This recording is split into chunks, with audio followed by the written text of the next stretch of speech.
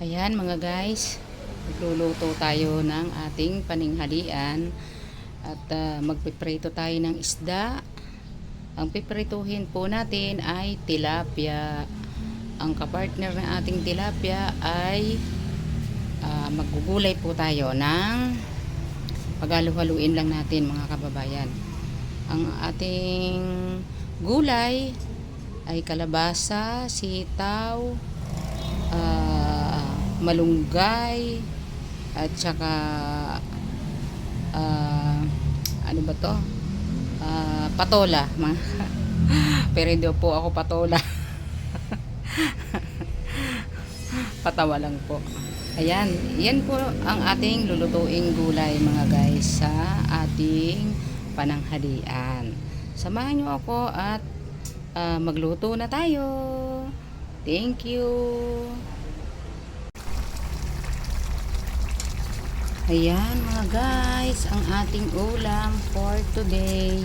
Nilagyan natin ng pritong isda. Ito, pritong isda.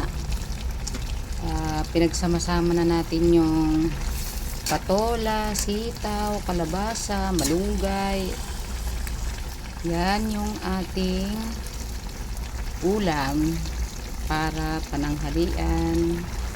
Nilagyan din natin ng okra mga guys. Ang katuwang nito, ang kapares nito pala mga guys ay pritong tilapia. Ayan. Ayan mga guys, yan yung ating kapartner ng ating gulay.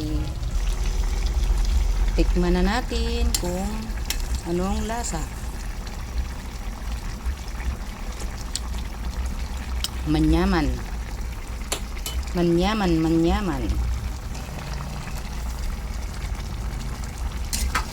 Nilagyan natin ng kaunting pampalasa mga guys. Pritong isda lang yan. Katalo na yung lasa ng ating gulay.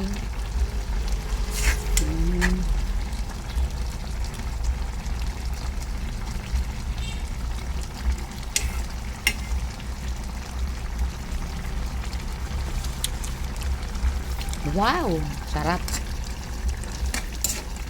Nag-isa lang po ako dito ng sibuyas, kamatis. Tapos ginisa na natin yung ating mga gulay-gulay.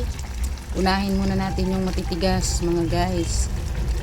Inuna ko dito ay kalabasa, sunod yung sitaw, okra. Ayan. Hinuli na natin yung patola mga guys kasi madali lang yung maluto. Ayan. Yan po lamang. Thank you for watching. Paki-share. At naglalambing po ako na paki-follow. At para pag lumaki po ang ating bahay ay marami din tayong matutulungan. Thank you for watching. Sana tayo ay lahat ay merong ulam sa hapagkainan. Ayan, luto na ang ating gulay. Pwede na tayong kumain. Bye-bye. Thank you po.